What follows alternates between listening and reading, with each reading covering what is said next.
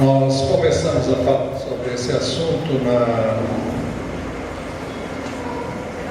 há 2 domingos atrás, ou seja, 15 dias, e podemos apenas começar. E a título de introdução, nós vamos rever rapidamente o que foi visto naquela ocasião. Nosso assunto é comunicação do lar. E nós lemos o trecho que eu vou ler novamente, está aí, 1 Pedro 3,7, igualmente vós maridos, vivei com elas com entendimento, dando honra à mulher como vaso mais frágil, e como sendo elas herdeiras convosco da graça da vida, para que não sejam impedidas as vossas orações. A palavra-chave nesse verso, ou melhor, a expressão é vivei com elas com entendimento. Depois lemos também Colossenses, porque o nosso propósito é chegar a falar também sobre a comunicação no nível de pais e filhos. Não sabemos se vamos chegar lá, mas vamos tentar. Mulheres, sujeites cada uma a seu marido, como convém a quem está no Senhor. Maridos, amem cada um a sua mulher e não a tratem, com amargura. Filhos, obedeçam a seus pais em tudo, pois isso agrada ao Senhor. Pais, não irritem seus filhos para que eles não desanimem. Nós perguntamos qual é o significado da palavra comunicação, onde começa o aprendizado da comunicação, e naturalmente a comunicação começa na mais tenra idade. Se quisermos pensar em comunicação em termos de família, as crianças aprendem pelo que vem, através da relação entre pais e filhos, mas é muito importante que ela comece quando 2 pessoas resolvem que vão formar uma família. E esse é o princípio de tudo. E naturalmente, se você não aprende a se comunicar antes do casamento, você não poderá fazê-lo durante o casamento. Bom, como é que se aprende a comunicar? Falando, comunicando. Mas nós já vimos também que a comunicação plena só é possível se houver santidade no namoro. Não vamos entrar em detalhes, mas eu queria só destacar nesse texto que vai até o 4, depois vai um pouco mais. Mas no verso 3 diz assim: a vontade de Deus é que vocês sejam santificados, abstenham-se da imoralidade sexual, cada um saiba controlar o seu próprio corpo, ou aprenda a conseguir esposa de maneira santa e honrosa. O outro slide diz assim: não dominado pela paixão de desejos desenfreados, como os pagãos que desconhecem a Deus. Nesse assunto, ninguém prejudique seu irmão, nem dele se aproveite. Muito bem, o que nós destacamos na ocasião, e não vamos fazê-lo de modo amplo agora, vamos apenas passar por cima, mas do período de namoro, se você tiver um relacionamento íntimo com alguém, você vai ficar cego para o que Deus deseja realizar em termos de comunicação.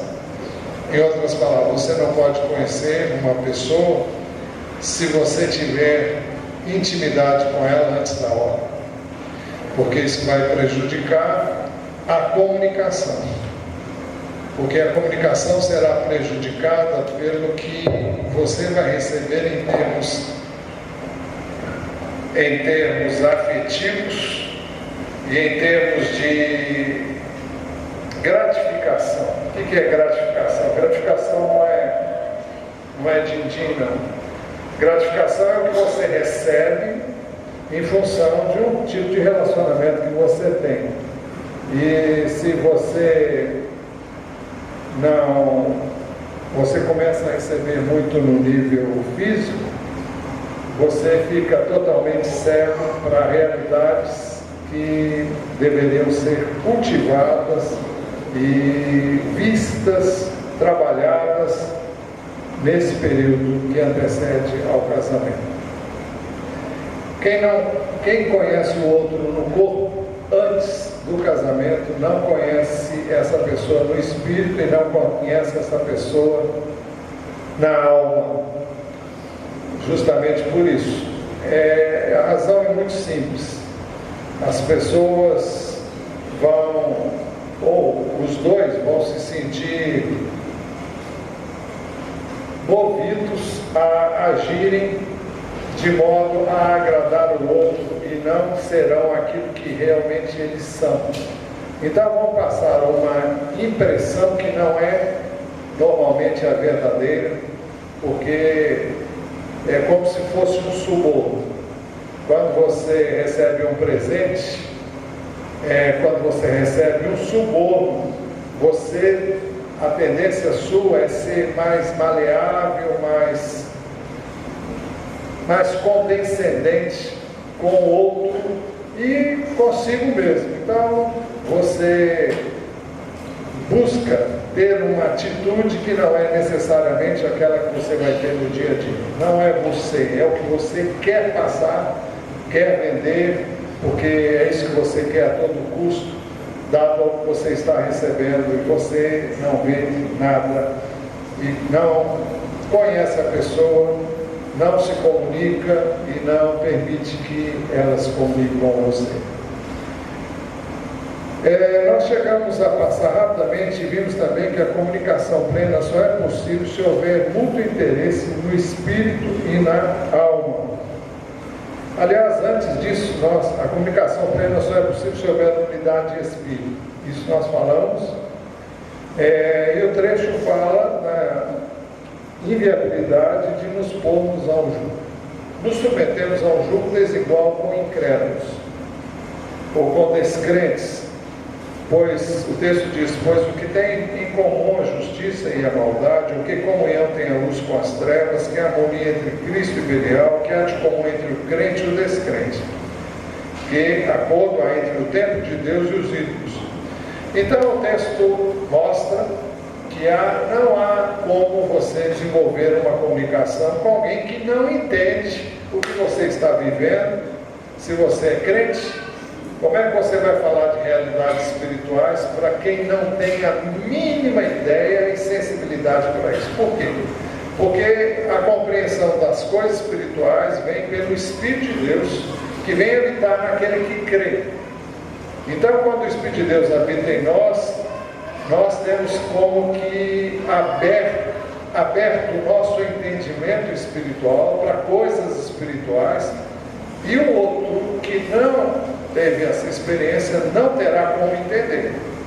E não terá como entender determinadas atitudes que você tem em relação a Deus, com relação à necessidade de buscar a Deus, de orar, de ler a Bíblia, de vir aos cultos, de buscar a relação com outros irmãos. Isso é uma coisa que parece totalmente incoerente para aquele que não conhece a Deus. Ele vai achar que isso é uma perda de tempo, que você está realmente fora de si, e aí começam os conflitos. Então, se não há unidade de espírito, não há como. Isso nós falamos, por isso que estamos falando do batismo. Nós chegamos a ver, mas não desenvolvemos, o fato de que a comunicação plena só é possível se houver mútuo interesse no espírito e na alma. Voltamos aos dois pontos. Duas pessoas andarão juntas se não estiverem de acordo, e uma outra versão diz: se não tiverem combinado.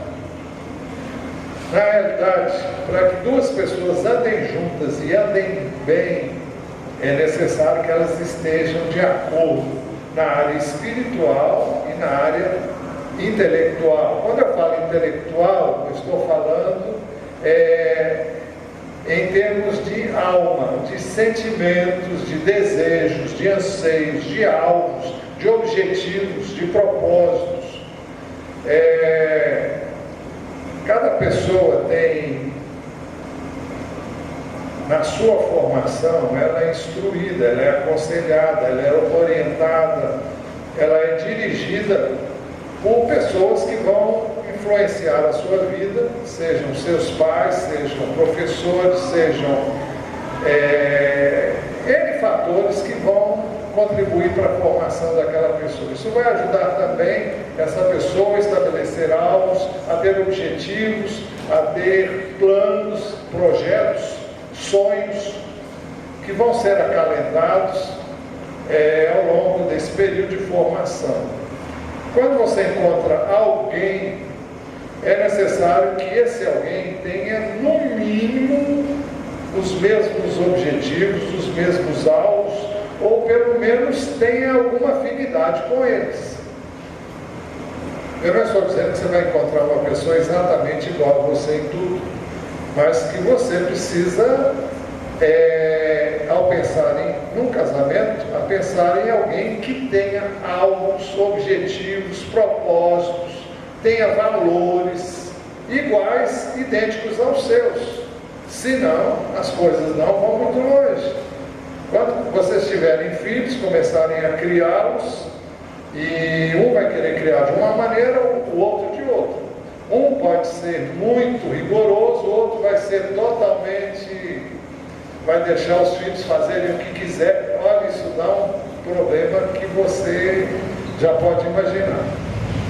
Aí começam a haver discussões as mais variadas por causa da maneira de criar filhos. Isso para não dizer do dia a dia do casal. Então, não há como, o texto diz, duas pessoas andarão juntas se não estiverem de acordo. Então, isso não tem jeito. Você não pode andar com Deus se você não conhece a Deus. Você não pode andar com Deus se você não conhece esse Deus com quem você precisa andar. Então, continuando, a comunicação plena só é possível se houver afinidade de espírito e alma. Estamos dizendo basicamente a mesma coisa, só que vamos nos valer agora de um outro texto que é muito claro quanto a esse assunto. Filipenses 2:1. Se por estarmos em Cristo nós temos alguma motivação, alguma exortação, e exortação aqui é no sentido de encorajamento, de amor, alguma comunhão de espírito, alguma profunda afeição e compaixão. Então, se isso existe, isso só pode existir se estamos em Cristo, se o Espírito de Deus habita em nós. Então, nós temos motivação, nós temos encorajamento de amor, nós temos comunhão no Espírito e temos profunda afeição e compaixão. Essas coisas devem existir naquele que conhece a Cristo. Então ele diz, completem a minha alegria. Ele está falando de coisas espirituais e ele vai dizer, completem a minha alegria tendo o mesmo modo de pensar. Se você tem estes sentimentos que são colocados pelo Espírito de Deus dentro de você, então busquem ter também o mesmo modo de pensar, o mesmo amor, um só Espírito e uma só atitude. Em outras palavras, procurem andar juntos, procurem fazer as coisas que caracterizam a unidade que pode e deve haver entre duas pessoas que têm o mesmo Espírito e devem pensar da mesma maneira. Por isso é que nós nos guiamos por este livro. Aqui nós temos valores a serem cultivados, nós temos preceitos básicos, princípios de vida que devem nortear a minha e a sua vida. Então, se nós estamos em Cristo, nós vamos buscar conhecer a vontade de Deus, pensar da mesma forma, buscar as mesmas coisas. Os irmãos vão te convir que se você escolher como seu parceiro para uma vida inteira alguém que não tenha esse mesmo Espírito de Deus e não tem os mesmos alvos, objetivos, você vai criar uma situação que vai trazer muita infelicidade, muito conflito, muita dificuldade. Quando duas pessoas são muito afins, ou seja, elas têm muita afinidade, um relacionamento conjugal já requer uma dependência total de Deus, busca constante de oração e N coisas que vão viabilizar o projeto chamado casamento. Agora, se não há essas coisas, então vai ficar muito mais difícil. Mas a comunicação plena só é possível se houver amor e aceitação do outro como ele é. O texto que nós separamos é Romanos 14, 5, diz assim: o Deus que concede perseverança e ânimo, deles um espírito de unidade, segundo Cristo Jesus, para que com um só coração e uma só voz vocês glorifiquem ao Deus e Pai de nosso Senhor Jesus Cristo. Portanto, aceitem-se uns aos outros da mesma forma como Cristo os aceitou, a fim de que vocês glorifiquem a Deus. Olha, esse texto foi escrito para o meu relacionamento com você, que é meu irmão, minha irmã em Cristo. Agora imaginem se é assim que eu devo lidar com você, se eu devo, de acordo com o texto diz, aceitem-se uns aos outros da mesma forma que Cristo os aceitou. Significa que eu tenho que aceitar você como você é, com as suas peculiaridades, com a sua personalidade, com as suas características. Isso é possível? É. Por quê? Porque temos o Espírito de Deus, conhecemos a Deus, estamos na mesma direção. Somos diferentes? Somos. Temos personalidades diferentes? Temos culturas diferentes? Temos.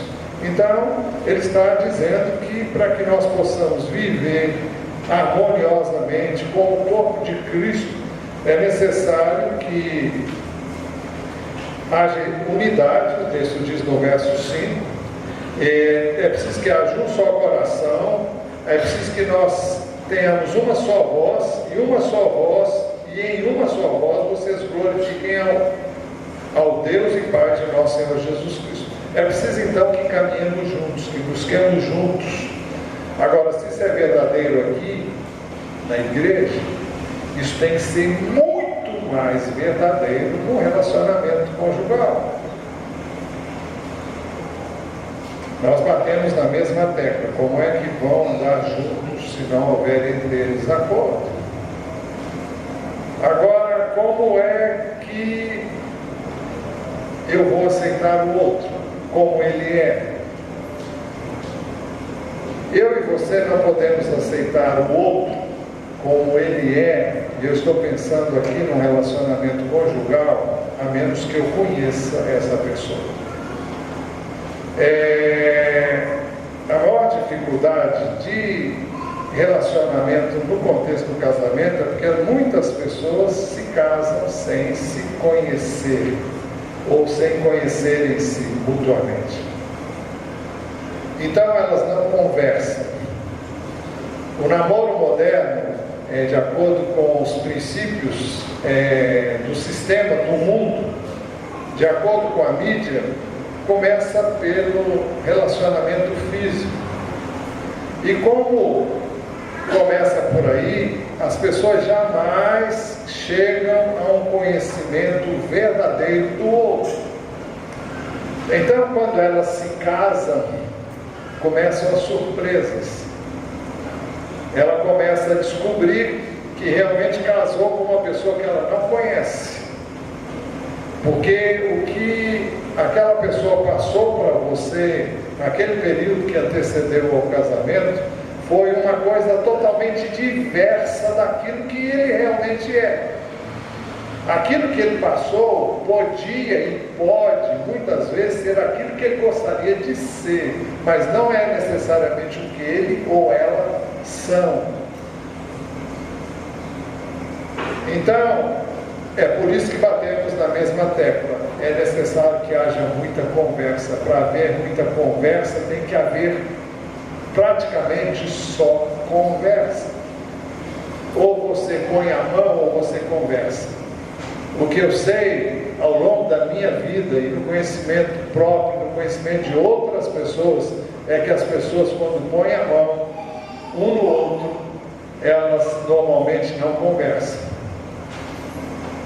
Elas ficam o tempo todo fazendo isso, tocando-se e acariciando-se. Tem alguma coisa de mal nisso? Não, gente, não tem no contexto próprio, mas nesse período não é bom, porque isso vai mascarar, isso vai subverter, isso vai corromper a capacidade que um tem de conhecer o outro. O amor verdadeiro vem através da comunicação. O amor verdadeiro é resultado do conhecimento mútuo e de conversar muito. Você só pode amar o que você conhece e quem você conhece. As pessoas muitas vezes têm medo de revelar quem realmente elas são. Não tenha medo.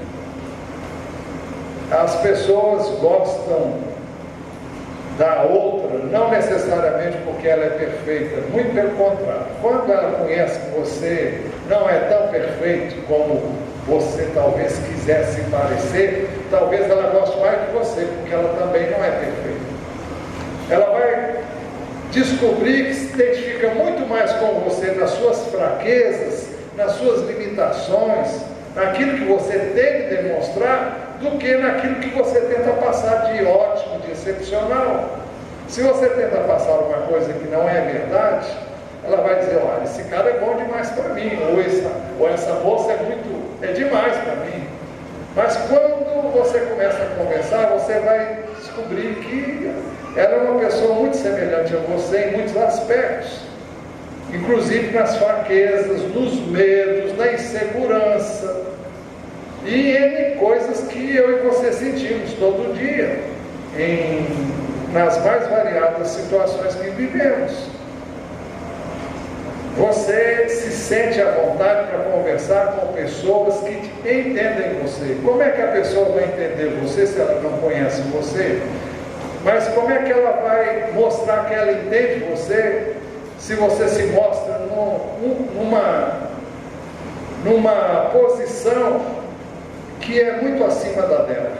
E o que eu quero chamar de posição acima da dela? Se você quer passar um ar de perfeito, um ar de que alguém que não tem problema, de alguém que é super seguro e que está por cima, está na crista da onda em tudo quanto há, essa pessoa, olha, esse camarada, não, já vi que não vai dar certo, porque o que a gente tem em comum? Nada. Mas desce do seu pedestal e seja o que você é. Não tenha medo de dizer tudo que você é, tudo que você já passou, tudo que você já viveu. Isso vai fazer com que a outra, que é carne e osso como você, se identifique com você. E na realidade o que o ser humano procura na relação com o outro é alguém que compreenda o que ele sente, o que ele quer, o que ele deseja, os problemas, as dificuldades que ele vive. Mas se você não se identifica com essa pessoa, contando também que você é assim, eu não estou dizendo que você tem que dourar a pílula e a pessoa conta um problema, eu também tenho esse problema. Se você não tem, não conta. Mas se você tem, e aquilo também, olha, abra um jogo. Isso vai abrir vias de comunicação, isso vai abrir caminhos para um conhecimento que vai render horas e horas e horas de conversação. Vocês terão assunto para conversar de dia e de noite. Agora, se você é superficial, se você não entra em pormenores relacionados à sua intimidade de mente, de coração, de alma, de espírito, então não tem muito o que conversar mesmo não, e não vai ter depois. E o que acontece depois? Pessoas se casam, estão debaixo do mesmo teto e se sentem sós, porque não tem com quem conversar. E o maridão está ali, e a mulher está ali, e aí? Mas não há diálogo, O cara chega, abre o jornal e fica olhando o jornal, então fica de olho pregado na televisão, com ela também, nos filmes, nas novelas, e aí? E eles não conversam, não têm prazer e não sabem o que dizer, porque não cultivaram isso. Ele continua não dizendo para ela os problemas que ele está vivendo, as dores que ele está sofrendo na alma, porque ela não vai entender, eu não vou falar com ela, e ela, por sorte, ele também não vai me entender, então eu fico na minha. Vai contar para quem? Vai contar para outras pessoas que não deviam, que ela não devia contar, nem ele. Isso pode viabilizar uma... Bom, daqui a pouco a gente chega lá. Quanto mais você conhece, mais você ama. Agora, ninguém aceita ser enganado. O que significa isso? Porque essa é a impressão que você tem, mais tarde, quando você descobre aspectos negativos no seu parceiro, na sua parceira, que você não sabia no período de namoro. E aí você fica decepcionado, e qual vai ser a sua tendência? A tendência vai ser a de querer mudar o outro. Bom, você tinha planos, você tinha fantasias relacionadas àquela pessoa, à luz de tudo aquilo que passava, essa pessoa passava ou você imaginava que ela poderia ser. Acontece que quando você casou, você viu que não era nada disso. E aí? Aí então o que você vai fazer? Você vai tentar mudar o outro. Você vai tentar fazer com que ele seja aquilo que você idealizou, tudo aquilo que você planejou. Então vão vir as insinuações, as indiretas, as sugestões, aquelas deixas.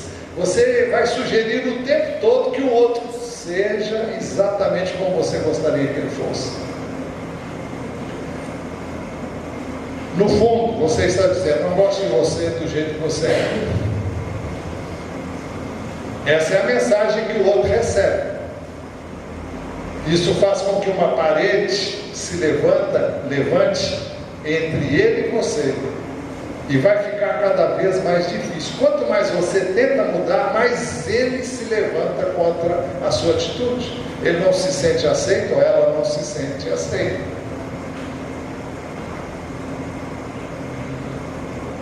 Por que isso acontece? Porque vocês não se conheceram antes de casar-se. Você pensava que ele era uma coisa e ele é outra, ou vice-versa. Seus sonhos deram em nada. Eu quero dizer mais uma vez que todos nós temos sonhos. O meu sonho é uma pessoa ideal que na realidade não existe. A mulher sonha com um príncipe encantado que só existe em histórias, pelo menos como muitas vezes ela sonha. Aquela pessoa perfeita que não vai ter nenhum, é só a perfeição em si. E ele, por sua vez, idealiza uma mulher, não sei, pode projetar a mãe dele, e você tem que saber, quando você casa, a mulher não vai ser sua mãe, e ela nem vai fazer as coisas que sua mãe fazia.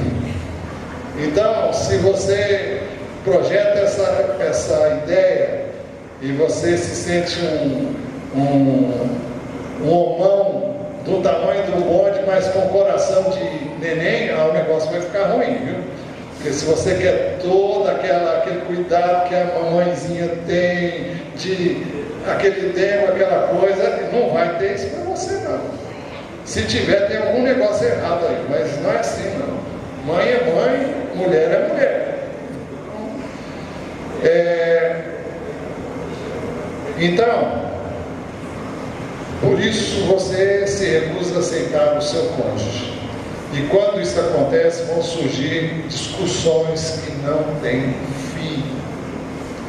E começam a acusar o outro, e um a apontar o defeito do outro. Isso só dificulta o relacionamento e vai criando barreiras que, se não forem tratadas, então a pessoa chega à conclusão: não tem jeito mesmo. Casei com a pessoa errada e o jeito agora é partir para outro relacionamento. O que fazer? Se você ainda está namorando, arrependa-se. Arrependa-se da maneira como você está namorando. Peça perdão ao outro, peça perdão a Deus e faça o propósito de namorar como a Bíblia ensina. Conversar muito, muito, muito, muito mesmo. Comunicar-se ao máximo, abrir o seu coração, expor-se e não ter medo de ser rejeitado. Porque uma das duas, ou a pessoa gosta de você do jeito que você é, ou então sua vida depois vai virar um inferno. Ou ela aceita você com todas as suas características. Eu não estou dizendo que as pessoas têm que aceitar você com a sua carnalidade. Eu tenho um gênio bravo mesmo. Isso aí é carne. Tem que estar debaixo do controle, governo e domínio do Espírito. Trate de arrepender disso aí, porque isso aí é pecado. Eu não estou falando disso, eu estou falando de traços de personalidade. Pecado é pecado. Pecado não tem que ser aceito nem por você nem por ninguém. Agora, traços de personalidade são outra coisa, né? Então, eu faço o propósito de conhecer, dar-se a conhecer, para que o outro também sinta a liberdade de também fazer o mesmo. Se você já é casado, arrependa-se de como namorou, procure o seu cônjuge, peça perdão ao seu cônjuge, peça perdão a Deus e faça o propósito de aceitá-lo. Vai ser uma coisa fácil? Não vai ser. Mas gaste tempo ouvindo, e quando você ouve, você permite também que o outro ouça você. Para que a gente seja ouvido, é necessário que primeiro a gente ouça. Agora, vai ser um trabalho, não vai ser um trabalho fácil. Vocês têm que concordar que vocês querem mudar, que vocês querem ter um relacionamento que vocês não têm desde lá de trás, e que vocês vão realmente passar a conversar, e tem que haver um esforço nesse sentido. É preciso que haja acerto das coisas passadas, ressentimentos, mágoas. Se você feriu, isso tem que ser confessado, você tem que pedir perdão. Pergunte ao outro se você o feriu, quantas vezes você tem ferido, em que circunstância você feriu. Ele vai dizer e você vai pedir perdão. E depois você pergunta se ele quer ouvir de você também a mesma coisa, porque às vezes ele não quer, então não vai adiantar você falar. Mas se ele estiver disposto, então fale de você. Olha, você também me feriu dessa maneira, e eu já estou com isso já há muito tempo, e olha, se essas coisas não forem tratadas, não forem resolvidas, não vai haver começo para nada. Todo recomeço implica em colocar as coisas em ordem. É preciso que haja perdão, haja arrependimento e haja confissão. Olha, eu agi assim, agi errado, te feri, te machuquei, te desprezei, te xinguei, te reduzi a nada, eu estou arrependido. E o outro tem que perdoar.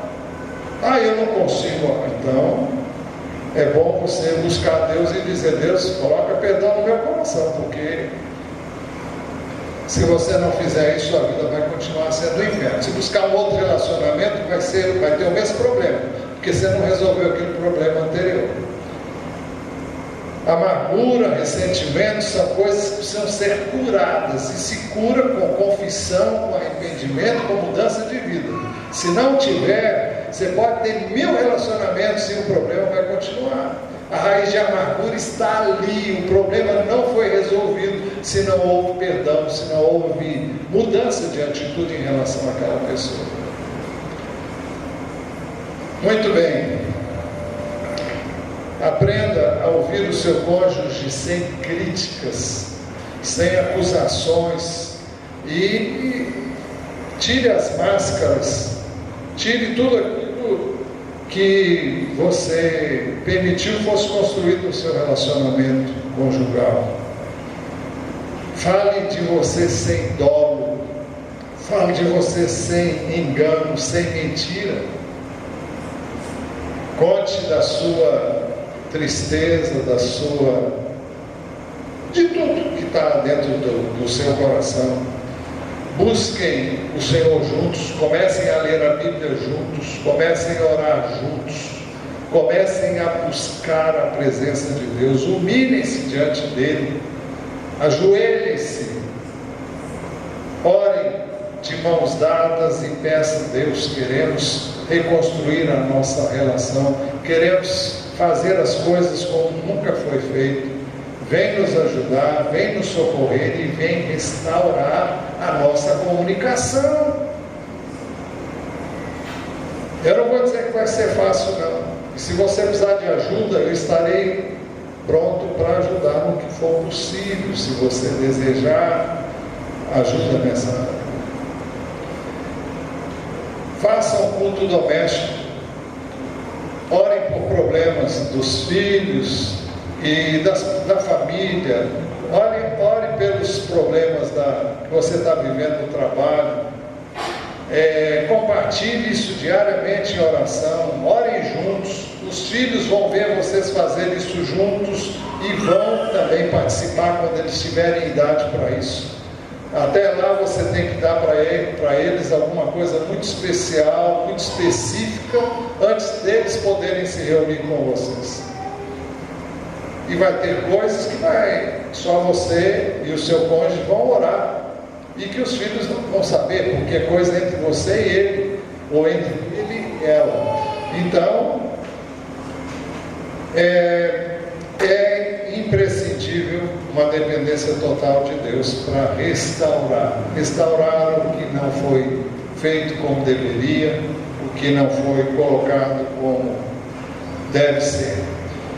Outro ponto que tem que destacar é que a comunicação plena só é possível se houver amor sincero e transparência. O amor deve ser sincero. Odeiem o que é mal, apeguem-se ao que é bom. O que é um amor sincero? Um amor sem cera. Sincero vem da palavra sim, que significa sem cera. Hoje não se faz, talvez não se faça mais assim. Os móveis são construídos de maneira diferente, mas na construção de móveis, muitas vezes eu me lembro quando era criança, já vi isso sendo feito, e me lembro dos móveis. Os móveis, por exemplo, quando colocavam um prego, o prego era embutido e depois colocavam uma cera por cima. Quem já lembra disso, já viu isso, né? Hoje não existe isso mais, mas os móveis antigos eram assim. Também, se havia imperfeições na madeira, passava-se uma cera, uma cera, não é bem uma cera. Uma massa. Hein? Uma massa. Como é que chama? Uma massa. É uma massa mesmo. E aquilo cobria, depois lixava, invernizava, e era assim que se cobria as imperfeições. Hoje as coisas são melhores, são feitas em máquinas, e então a qualidade é muito superior, mas muitas coisas hoje nem são mais de madeira. Bom, o fato é que sem cera é sem retoque, é sem máscara, é sem cobertura que encubra o que tem de errado embaixo. Então o amor tem que ser sincero. Porque o que é que vai impedir que você ame o seu cônjuge? Você amou um dia, mas agora não está amando mais. Por quê? O que foi que houve? O que houve é que foram crescendo feridas, foram crescendo, houve muitos machucados, muitas colisões, muitas situações não resolvidas, e o amor não se manifesta quando há estas coisas. Você pode amar muito uma pessoa, mas se ela, querendo ou não, aprontar para você, o seu amor vai embora para o ralo assim na hora. E eu duvido que você me desmine. Eu vou aí para você: será que você deixou de amar quem você vinha amando tão intensamente? Não. Acontece que o sentimento de ódio, de raiva, ou pelo fato de você ter ferido, está sobrepondo-se àquele amor. Quando isso é curado, quando isso é tratado, quando isso é trazido à tona, o amor volta todinho. Pode ter certeza que é assim. Se o outro reconhecer que errou, ou se houve conserto, houve acerto, olha, volta tudo ao que era. Com certeza. Não existe essa não amo mais. Não, você não ama mais porque tem coisas aí a ser resolvidas. Então tira a cera, acerta tudo, coloca tudo para fora e as coisas vão chegar onde tem que chegar. A comunicação plena só é possível se houver amor sincero e verdadeiro. Não é aquele amor, não, é amor de verdade. Agora que vocês purificaram a sua vida pela obediência à verdade, visando o amor fraternal e sincero, amem sinceramente uns aos outros e de todo o coração. Mas eu não sinto esse amor.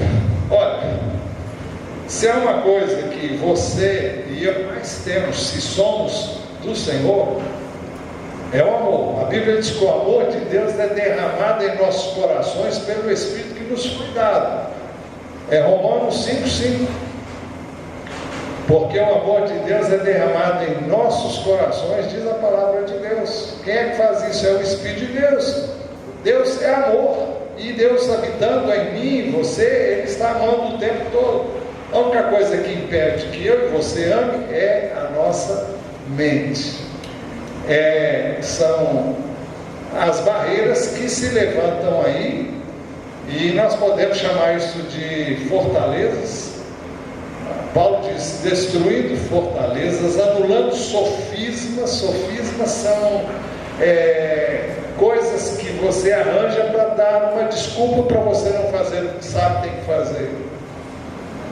E toda altivez, todo orgulho que se levanta contra o conhecimento de Deus. O que Deus quer que eu e você façamos é que amemos.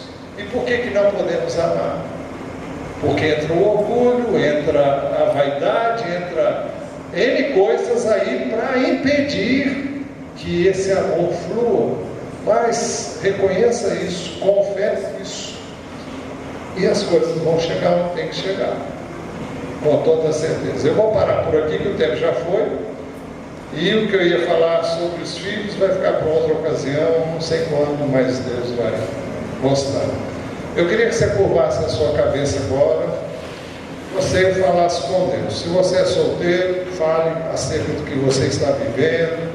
Se você é casado, fale também do que você viveu ou está vivendo. Não sei como é que está o seu casamento, como é que é, o que tem de acertar, o que tem que consertar. Mas se você se dispuser, Deus vai fazer o que Ele sabe e sempre quis fazer, que é restaurar a sua vida, restaurar o seu casamento, restaurar a comunicação que deve haver entre vocês. E se você ainda não se casou, trate de trabalhar nessas áreas e acertar também tudo que tem que ser acertado, seja um relacionamento errado, uma maneira errada de se relacionar com o outro, contrário aos princípios da palavra de Deus, e as coisas vão chegar onde tem que chegar, com certeza. E se depois de você, das coisas chegar no lugar, você chegar à conclusão de que aquela pessoa não é a que você quer, vai ser uma coisa também clara, nítida, e não vai trazer mais dor se as outras coisas estiverem sendo tratadas.